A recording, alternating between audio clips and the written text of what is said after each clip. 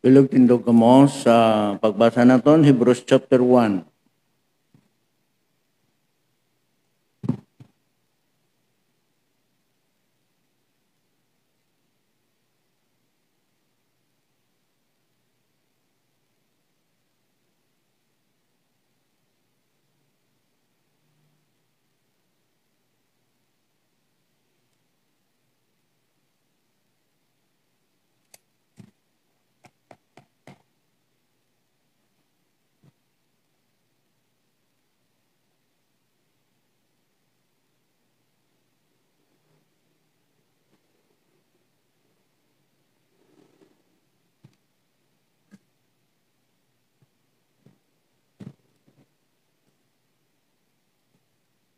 Okay. Hebrews chapter 1 verses 1 to 3.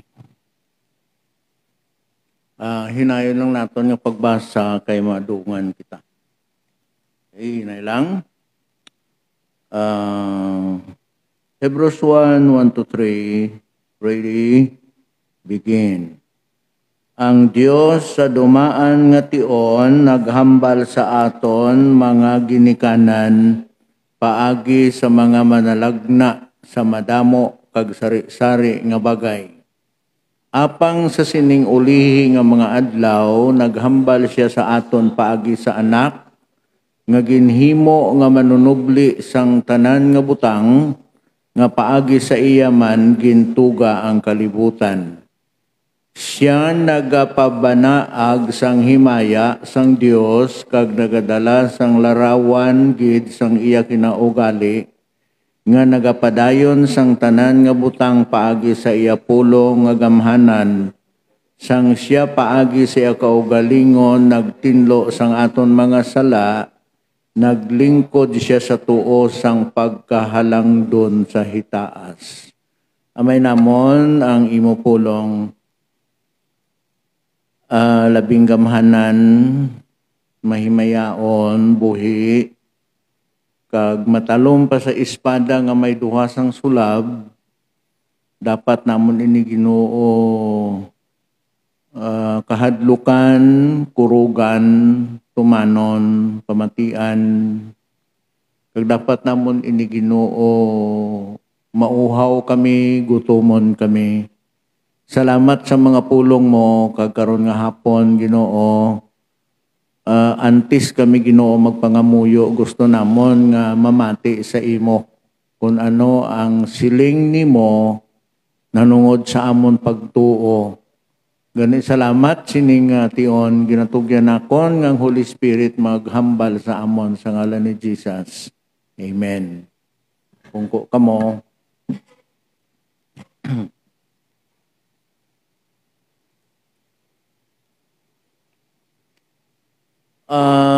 Pamangkot, paano ang Diyos nagahambal? Paano ang Diyos nagapakighambal? How God speaks. May mga taong nagumpisa sang ilang pagtuluuhan tungod kay siling nila naghambal kuno ang Diyos sa ila. Amo na nga may mga bagong relihiyon, bagong pagtuluuhan kay ini nga mga tao nakabati sang tingog nga amo nang ila amo na ila tuuhan. Amo na mga tao nga ginatawag naton nga mga kulto, cult nga religion, kag nagumpisa sang ila kaugalingon nga pagtuluhan kay hindi suno sa Biblia ang ila nga ginahambal ginatun-an. Ang Dios wala na nagahambal sa aton direkta no nga mahambal gid siya. So diri makita naton kung paano ang Dios nagahambal. How God speaks.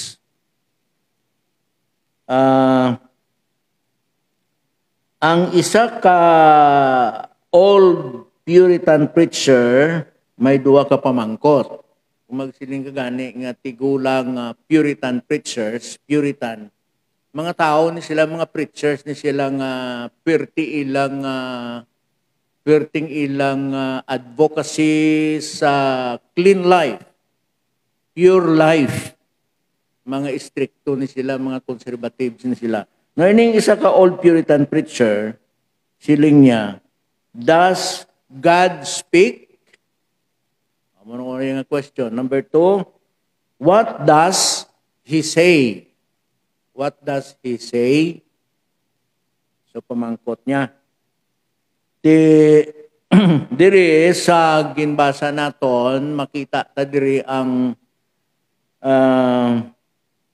duha ka rason o kung tatlo gali ka rason kung paano ang Dios nagahambal. Una, ang Diyos nagahambal in the past by the prophets. So nagahambal ang Diyos una in the past by the prophets, sa mga prophets. Katulad kay Jeremiah, kay Ezekiel, kay Isaiah, mga minor prophets, no? Mga propeta. Amuning mga tao nga ang Ginoo nagpakighambal. Naghambal ang Dios paagi sa ila. Kag kun ini nga mga tao amuning nagsulat, amuning naghambal, iya sang Dios nga pulong ang ila ginhambal. So God spoke in the past by the prophets. Naturuan niyo sa verse 1. Verse 1, no? Ang Diyos sa dumaan nga tion naghambal sa aton mga ginikanan. Ini mga ginikanan, silingon sini mga prophets. No, mga ginikanan. Kay diri iya sa English, amo magyapon. In diverse manners spake in time past unto the fathers by the prophets. So sa aton maginikanan, paagi sa mga manalagna, sa mga ginikanan paagi sa mga manalagna. Di mga ginikanan naton, sino ba mga ginikanan naton, no? Si Noah, si Moses, kag mga prophets. Sa madamo, kag sari nga bagay, in diverse times. Okay, so una, ang Diyos nagahambal paagi sa mga prophets, mga fathers. Amo ng Bible, no? May Bible kita. Now, ikadua, sa verse 2, ang Diyos has spoken or spake in these last days. Ang Diyos nagpakighambal o kung nagahambal sa sininga last days. Ano niyo lang verse 2? No, verse 2. Apang sa sining ulihi nga mga adlaw, naghambal siya sa aton o kung naghambal siya sa aton. O dalang tanay. Hath in these last days spoken unto us by His Son. So kita nyo ang rule dira, ang responsibilidad ni Jesus Christ. Nga paagi kay Jesus Christ, ang Diyos naghambal. No? In these last days. Tihalin sa Pentecost to the kingdom. Halin na iya sa Pentecostes o Pentecost hasta na sa kingdom. Kag nagahambal siya sa aton subong. O nagapakighambal ang Dios sa aton subong. Kag ang Ginoo iya, ang Dios hindi silent at any age. Tanan nga mga dispensasyon, tanan nga mga panag-on ang Dios nagpakighambal kit. Nagapakighambal. Hindi silent ang Ginoo. Huwag siya nagasilensyo, kundi nagapakighambal. Ugaling kay mga tao ya, huwag ka pamati.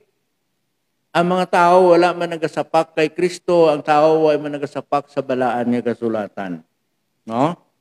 So, amo na, prophetic development through which he is speaking. Ang knowledge of explosion bala, isama na isang bagay nga ginagamit sa Ginoo in the last days. So ang Ginoo nagapakigambal in these last days. Sa sining last days. Now, saan ba lang last days? Saan nagumpisa ang last days?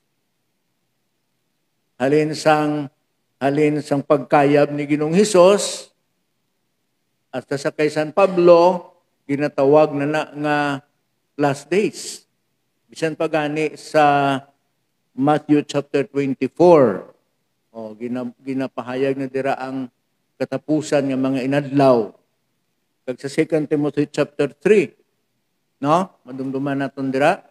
In the last days, perilous times shall come.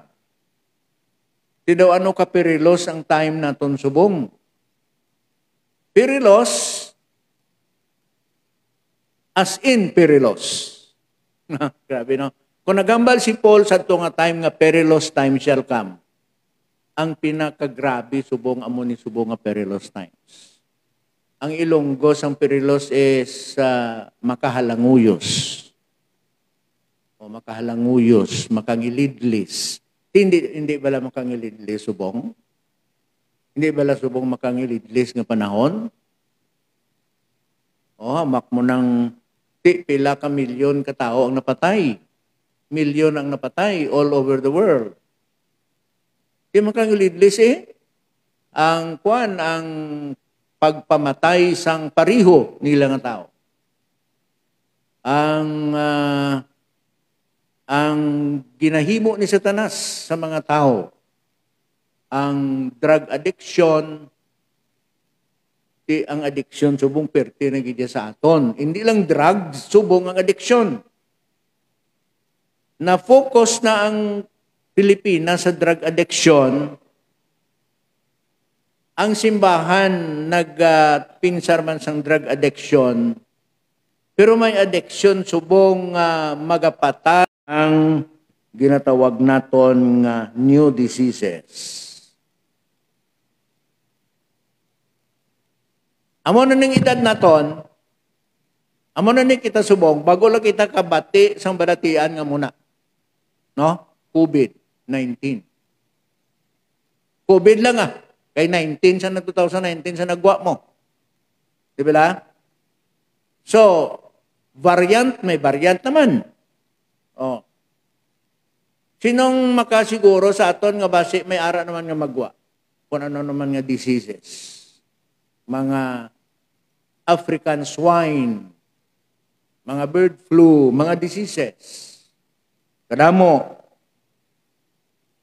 Signs in nature and earthquakes, mga tanda sa mga tagna bala mga tanda sa kinaugali, sa nature, kag sa mga ginatawag naton nga linog. Munang mga sign, moral decline. Ang Diyos nagpakigambal sa aton in the last days sa moral decline. Ang moral decline, subong birti na gidya. Wala na moral ascendancy ang tao. Wala na moral ascendancy ang mga leaders naton. Bisan pa gani mga simbahan, wala na moral ascendancy. Daw galungo ka lang, mga utod, daw hindi mapatihan, puro matuod. Makangwanta man sila, maghimo sini nga bagay. O sa payan nga sila, Kristuhanon, may Ginoo. I hate to say this, pero mga lagad siyang Ginoo, apektado sini. Simbahan naton apektado, kapin pagid mga political leaders naton baway-waay na gidya. Wala na moral ascendancy. Wala na moral ascendancy tungod sa moral decline. nagsarurot ng aton morality. No? Kag nagasulod ini sa mga Bible schools, gasulod ini sa simbahan, sa panimalay. Kag ginapabayaan ng naton. Why kita talaw, kita mag-atubang sini. Technology preparing for the Antichrist, Revelation 13, ang technology nag-prepare para sa pag-abot ni Antikristo. Hindi pala? Ang teknolohiya subong ginapreparar pagi sa pag-abot ni Kristo. Ang pagsaka sang mga high-grade nga mga signal na kung ano da. Giant computer, cashless society, and everything. Na ginaprepara na sa pagkaroon ni Kristo. Kagang return, ang pagbalik sa mga Diyos sa ilang homeland. Ang mga Hudiyo nagabalik sa ilang homeland. Nadugay na sila nagbalik. Kagang Diyos, ang prophetic plan is being fulfilled. Daw ano ini kadako nga tiyempo nga kita magmangin alive. Kita mangin alert. Kita mangin awake. Kay ang Ginoo is speaking to us in these last days. Kinanglan aware, kinanglan sensitive kita sini. Kinanglan careful kita sini. No? Sensitive, alert. Nga ang Ginoo nagapakighambal, ang Diyos nagapakighambal sa aton paagi sa last days. Paagi sa mga prophets. Na. Dari po ilang nami. Katapusan, verse 2 to 3. Paano ang Diyos naghambal? Very clear sa verse 2. Balik kita sa verse 2. Apang sa sining ulihi nga mga adlaw, naghambal siya sa aton paagi sa anak. Ulihi nga adlaw, last days, naghambal ang Ginoo sa last days. Number 3, ang Diyos naghambal paagi sa iya anak. Through Jesus Christ, pagi sa anak nga, ginhimo nga manunubli sang tanan nga butang, nga paagi sa iya man gintuga ang kalibutan. Sa nagapamanagbanag sang himaya, sa nagapabanaag sang himaya sang Dios, kag nagadala sang larawan gid sang iya kinaugali nga nagapadayon sang tanan nga butang pagi sa iya pulong nga gamhanan sang siya paagi sa iya kaugalingon nagtinlo sang aton mga sala nagalingkod siya sa tuo sang pagkahalangdon sa hitaas. Okay, number 3. God is speaking to us through Jesus Christ. Kabalo ka mo, kag dapat naton i-review ini, kag dapat naton i-paliguno ng aton una-una. Balik kita sa kabuhi ni Jesus Christ. Everything we need to know is in Jesus. Ang tagsa-tagsaw ko ng tanan nga dapat naton hibaluon ara kay Jesus Christ. Siya amo ang makahatag sang kabug-usan sa aton kabuhi. Di ba? Gusto ikaw magibalo na nungod sa bugay sang Dios? Gusto ka mo bala hibaloon ang bugay sang Dios? Gamit lang kamo sang bugay, gamit lang kita sang bugay sang Dios. Pero, hindi ta na maintindihan kung di ta pagtunaan si Kristo. Hindi naton matungkad kung ano ang bugay sang Diyos kung hindi nyo maintindihan kag matunan si Ginoong Hesus sa iya nga karakter, sa iya nga life. Ang pagtuon kay Jesus Christ hindi lang kay discipleship. Ang pagtuon kay Jesus Christ, among pagtuon kung ano gid siya, kung sino siya. Do you want to know about God's grace? Study Jesus Christ.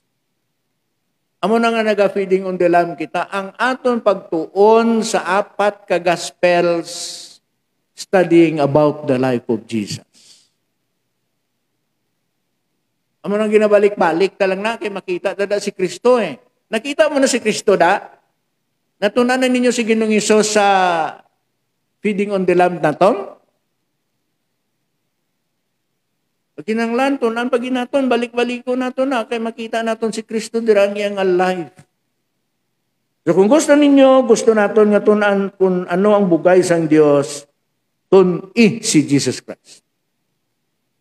Tun-i siya. Gusto ba nimong mahibaluan ng gugma sang Dios? Study Jesus. Kaya hindi mo maintindihan ang gugma sang Dios kung hindi mo matunan si Jesus.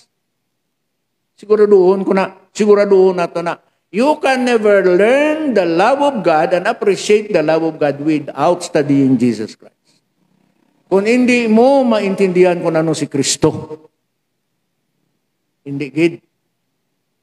Kaya ang gugma sang Dios, ginpaagi niya kay Kristo Jesus, kaya ang gugma sang Dios, si Kristo ang gingamit. So mo na gani nga hindi ka mahigugmaon, hindi ka magmahigugmaon nga klase tawo kung hindi mo mag-intindihan si Kristo Jesus. No? Di gusto ba lang nimong hibaloon ang gahom sang Diyos? Study Jesus Christ.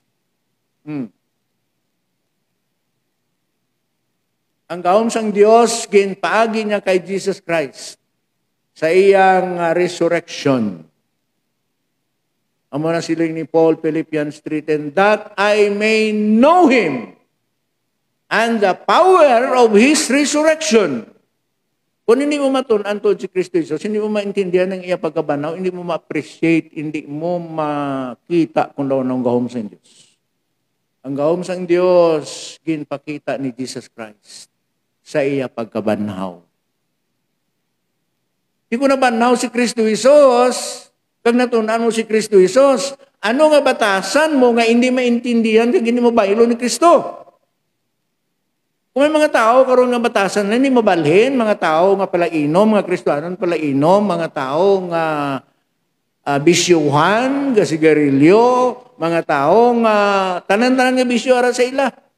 Pero kasiling nga Kristyan, paano sila magbalhin kung hindi nila maintindihan si Kristo Jesus? Sa muna nga, why sila gabalhin?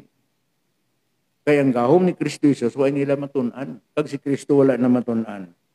So, para sa aton, kung gusto naton nga ibaloon ang gahom sang Dios, ara kay Jesus, tun-i bala si Ginoong Hesus. Tun-i siya, ibaloa siya. Dason, gusto ikaw mag-ibalo na nungod sang wisdom? Wisdom of God, study Jesus Christ. Eh, wala sing pinakaalam nga tao nga nagkabuhi sa kalibutan ko di si Jesus Christ.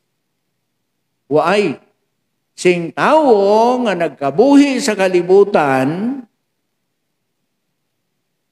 halin sa pag-umpisa sa kalibutan, halin sa pag-umpisa sa mga maalam nga mga tao, luwas kay Ginoong Hesus.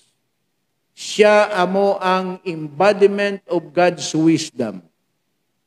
Siya amo ang gintipunan sang kaalam. No? So, kung may tao nga nagasiling nga maalam siya, kag wala sa Sang Kristo siya tagipusoon, hindi na siya maalam. Di kabalo na makita kung ano ang kaalam ni Ginoong Hesus, hindi ba? Kung ano nga parts ng science nga hindi niya mabalaan. Tanan nga mga bago nga mga development, bago nga mga discoveries ng science, balaan na sang Ginoo. Kay balo ang Ginoo sina. Di gusto bala ikaw magkahibalo sang future? Gusto nimo bala nga mabalaan ang future mo? Gusto kita makahibalo sang aton palaubuton? Study Jesus Christ. Sino ang mag-reveal sa imo? Sino ang maghambal sa imo sang imo palaubuton? Sang imo kamatayon na kay siya nagauyat sang liabi sang imo kabuhi, siya nagauyat sang liabi sang langit, siya nagauyat sang liabi sang inferno. Kabalo siya sang imo nga future. Kung gusto kita magibalo sang aton palabuton, study Jesus. Ano na ang natunan mo kay Ginoong Hesus? Hasta ka na diin nagatuon sa iya. Kung matunan mo si Ginoong Hesus, kag masunod mong iyang kabuhi, maayo kagit nga sumulunod ni Jesus Christ. So kung magambal kita sa kay Ginoong Hesus, hindi lang ini kay nag-study kita siya, kundi nag-appropriate kita sa iyang life. Gina-apply ta sa aton nga kabuhi. Kaya ang pagtuon sa iya, hindi kumplito kung hindi mo pag-i-apply ang imo natunan. Anong natunan mo kay Kristo Jesus sa imo ginabasa? Kung ano siya, sunda. So hindi lang kay learning, hindi lang kay study, kundi application kag ning submission, following sa iya nga ginahimo kag ginahambal. May isa ka manunulat nga naghambal, si William Newell, naghambal sa sini nga text. Siling niya, si Kristo mismo, nga anak sang Dios, amo ang message sang Dios. Diwata? Siling ni Pastor Newell. Si Kristo Jesus himself mismo, nga anak sang Dios, amo ang message sang Dios. Na Jesus Christ himself, the Son of God, is God's message. Kung may mensahe ang Diyos sa aton, si Jesus ang iya mensahe. So kung may kagiti nalungong kay Ginoong Hesus, hindi kagiti kabalo sang mensahe sang Diyos. Kaya ang Diyos nagapakighambal kay Jesus Christ, kag si Jesus Christ himself is God's message. Siyang mensahe sang Diyos. Amo nang aton diri ginatunan si Kristo lang, no? Si Kristo lang aton ginatunan. Si Kristo lang ang amon ginawali diri sa simbahan. Kaya gusto kita nga maghibalo sang Dios nga nagahambal sa aton. Kung gusto kita maghibalo sang mensahe sang Dios, huwag na sa sing iban nga gingamit. Nga maghatag mensahe sa aton kundi si Jesus Christ. Mensahe sa Christmas, sino? Mensahe sa second coming, sino? Di ba? Mensahe parte sa kamatayon, sino? Sino ang mensahe? Mensahe parte sa balatian, sino? Ang mensahe sa Diyos. Mensahe sa pag-antos, sino ang mensahe sa Diyos? May iban pa? Mensahe sa reliyon, sino ang mensahe sa reliyon? Why religion? Why religion nga gingamit ang Diyos? Kundi si Jesus Christ lang. The true religion is Jesus. Na, sakto gini si Newell, sakto gid siya. Christ himself, the Son of God, is God's message. Christ himself is God's message. And then, Christ is, siling niya pagid, Christ is the personal voice and eternal gift of God. Kanami, isang iya diring opinion kay Kristo, no? Si Jesus, amo ang personal nga tingog kag walay katubtuban nga dulot sang Dios. Nadumduman niya si John the Baptist before naging tugmawa niya si Jesus Christ. No? Hear ye the voice of the Lord crying in the wilderness.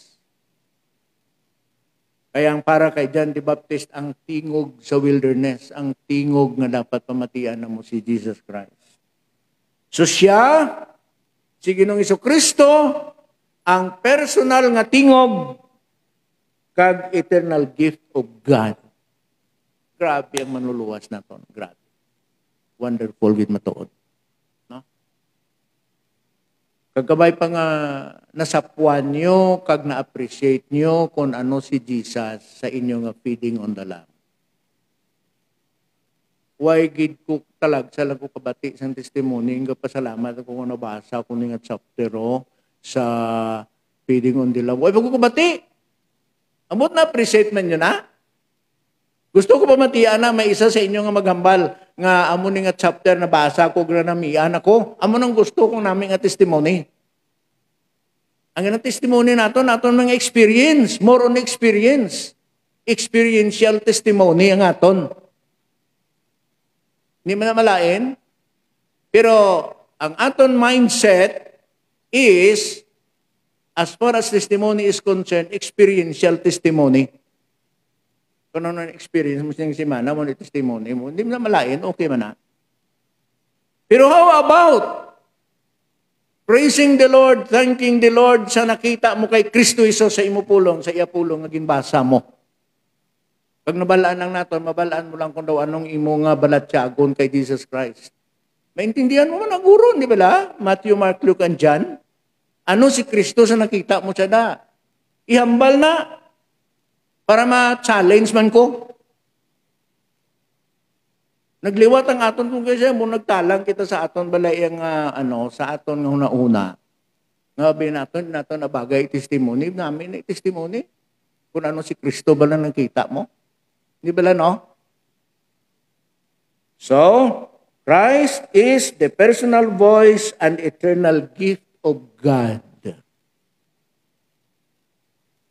Sabay pa nga ma-revive, kag mapukaw, mainit aton nga interest sa pagtuon sina nga Ginoo nimo, pag noon ako. Kag kada testimony mo na matestimony mo. Wagid si Kristo. Wagid. Kabay pa nga amo na, no? God is speaking, aripagid, ang Ginoo nagapakighambal sa imo about Jesus, nga ipalayo mong sala mo, ipahigad mong sala mo. Ang Ginoo nagapakighambal sa imo nanungod kay Jesus, nga iput away nimong imo mga sala. Tanong lang verse 3, no? Verse 3. Siya nagapabanaag sang himaya sang Dios kag nagdala sang larawan gid sang iya kinaugali nga nagapadayon sang tanan nga butang paagi sa iya pulong nga gamhanan sang siya paagi sa iya kaugalingon nagtinlo sang aton mga sala. Okay, that's it, no? Naglingkod sa tuo sang pagkahalangdon sa hitaas. So, pagi kay Kristo Hesus, ginambalan kita sang Dios nga isikway ang aton mga sala, iput away ang aton mga sala. Kay gintinluan niya ang aton mga sala mo. Di kung gintinluan, but silingon nga di sa gusto na mapabili din sa aton. Okay? So, ang question, amo ini, ano ang imo sabat sa iya? Ang Diyos nagpakighambal subong how God speaks. Now He speaks, He spoke through His prophets. He spoke through the last days. And third, He is speaking through His Son, the Lord Jesus Christ. Ang question, ano ang imo sabat? Anong sabat mo? Amay, Ginoo, sabton ko imo pamangkot. Sabton ko imo ginahambal sa akon.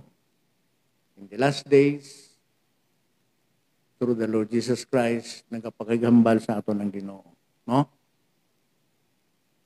Sa aton pangamuyo, subong, kapag ighambal mo ng Ginoo sa aton pangamuyo. Bala, pagi kay Kristo Hesus, ang answer sang aton prayers is Jesus Christ. Prayers mo, hindi masabat kung wala si Jesus. Ano pa? Future?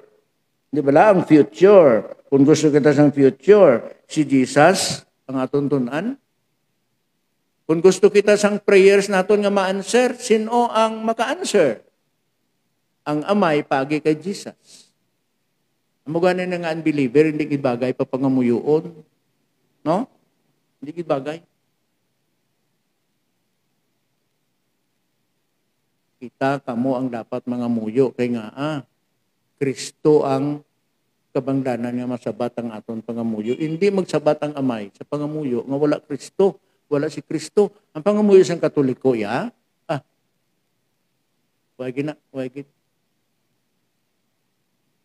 Wagid tupa. Wagid mirito. Wagid answer. Bisan ka 20 mo pasulito ng ang ang amay namon, Maria mo na hindi gyapon na. So that's it, no? Ang pagsabat sa aton pangamuyo, Jesus Christ gyapon. So ano ginahambal ni Kristo sa imo sa pangamuyo? Di ba la? Matthew 7, John 15, para nga masabat ang aton nga pagampo. Ginoo, salamat sini nga gabi nga imo gin hatag ang kagayunan nga makatuon kami sa imo pulong sa pamangkot paano ang Dios nagahambal. Nabalaan namon sa imo pulong diri sa Hebrews 1:1-3 sa mga prophets. Halin pa sa Old Testament, Ginoo nagapakighambal na ikaw sa amon mga fathers, si Abraham, si Enoch, si Noah, si Moses, si David. Nagapakighambal ikaw sa last days. And we are now in the last days. Ari na kami sa last days, Ginoo. Last of the last days. Ang technology nagaguba sa amon kundi kami maayo maggamit. Ang cellphones naga-addict sa amon. Napasibangdan na namon ang illegal drugs. Pero ay kami kabalo gali nga ang cellphone sobra pa sa illegal drugs nga mag-addict sa amon. Kabay pa andaman namon ini ginagapakighambal ikaw sa amon sa technology man. Sa last days. Perilous times shall come. Men shall be lovers of their own selves. Covetous, boasters, lovers of themselves more than lovers of God.